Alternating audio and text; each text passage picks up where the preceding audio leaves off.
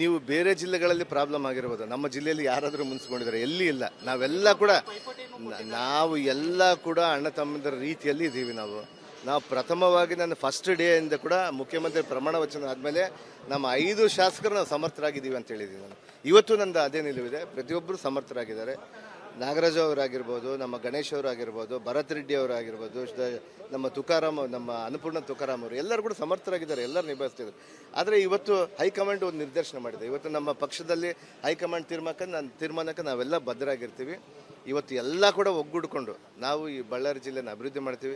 ಯಾರಿಗೆ ಕೊಟ್ಟರು ಕೂಡ ನಮ್ಮ ಆತಂಕ ಏನಿತ್ತು ಅಂದರೆ ಬಳ್ಳಾರಿಗೆ ಯಾರಿಗೂ ಕೊಡಲ್ಲೇನೋ ಅಂತ ಒಂದು ಆತಂಕ ಇತ್ತು.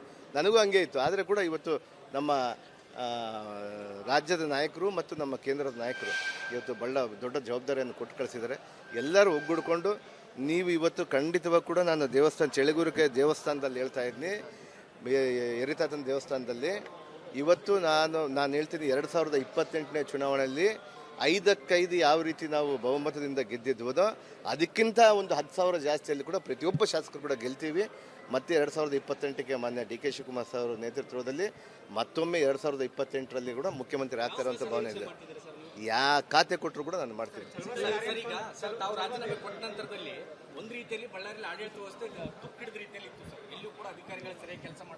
ಆ ರೀತಿಯೇನು ಇದ್ದಿಲ್ಲ. ಇಲ್ಲ ಆ ರೀತಿಯನ್ನು ಅಧಿಕಾರಿಗಳು ಯಾವತ್ತೂ ಕೂಡ ಎಲ್ಲ ನಮ್ಮ ಅಧಿಕಾರಿಗಳು ಸಮರ್ಥವಾಗಿ ನಿಭಾಯಿಸ್ಕೊಂಡು ಹೋಗಿದ್ದಾರೆ. ನಮ್ಮ ಬಳ್ಳಾರಿ ಜಿಲ್ಲೆ ಯಾವತ್ತೂ ಕೂಡ ನಮ್ಮ ಮಲ್ಟಿಕಲ್ಚರ್ ಅಂದರೆ 2 ಕಲ್ಚರ್ ಇದ್ದಾವೆ, 2 ಸಂಸ್ಕೃತಿ ಇದೆ.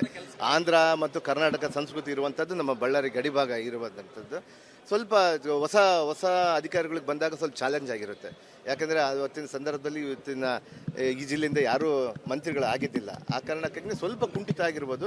ಆದರೂ ಕೂಡ ನಾವೆಲ್ಲ ಶಾಸಕರು MP ಅವರಾಗಿರ್ಬೋದು, ರಾಜ್ಯಸಭಾ ಅವರಾಗಿರ್ಬೋದು, ಶಾಸಕರು ಕೂಡ ಪ್ರತಿಯೊಬ್ಬರು ಕೂಡ ಪ್ರತಿಯೊಂದು ಸಂದರ್ಭದಲ್ಲಿ ಕೂಡ ಆಡಳಿತಕ್ಕೆ ನಾವು ಬಲವನ್ನು ತುಂಬುತ್ತಾನೆ ಇದ್ದೀವಿ. ನಿಮ್ಮ ಪಕ್ಷ ಈಗ ನಿಮ್ಮ ಜೊತೆಗೆ ಸದೃಢವಾಗಿ ನಿಂತು ನಿಮಗೆ ಸಚಿವ ಸ್ಥಾನ ಪಡೆದಿದೆ. ಈಗ ಬಿಜೆಪಿ ಅವರು ಸ್ಟೇಟ್ಮೆಂಟ್ಗಳನ್ನ ಗಮನಿಸ್ತಾ ಇದ್ದಾರೆ. ನೆಕ್ಸ್ಟ್ ಅಧಿವೇಶನದಲ್ಲಿ ನಾವು ನಾಗೇಂದ್ರ ಅವರ ರಾಜೀನಾಮೆ ಕೇಳ್ತೀವಿ, ಅಲ್ಲಿವರೆಗೂ ನಾವು ಅಧಿವೇಶನ ನಡೆಯಕ್ಕೆ ಬಿಡಲ್ಲ ಅಂತ ಹೇಳ್ತಿದ್ದಾರೆ. ಅವರು ಪಕ್ಷದಲ್ಲಿನೇ ಬಹಳ ಗೊಂದಲ ಇದೆ. ರಾಜ್ಯದ ಕೇಂದ್ರದ ನಾಯಕರು ಒಬ್ಬ ರಾಜ್ಯಾಧ್ಯಕ್ಷರನ್ನು ಮಾಡಿದ್ರೆ ರಾಜ್ಯಾಧ್ಯಕ್ಷರನ್ನು ತೆಗಿಬೇಕಂತೇಳಿ ಒಂದು ನಿಯೋಗ ಹೋಗುತ್ತೆ, ರಾಜ್ಯಾಧ್ಯಕ್ಷರನ್ನು ಮಾಡಬಾರ್ದಂತ ಇನ್ನೊಂದು ನಿಯೋಗ ಹೋಗುತ್ತೆ. ಅವರಲ್ಲೇ ಕಾಂಪಿಟೇಷನ್ ಇದೆ. ನಮ್ಮ ಪಕ್ಷದ ಸಮಸ್ಯೆಗೆ ಯಾಕೆ ಬರ್ತಾರೆ?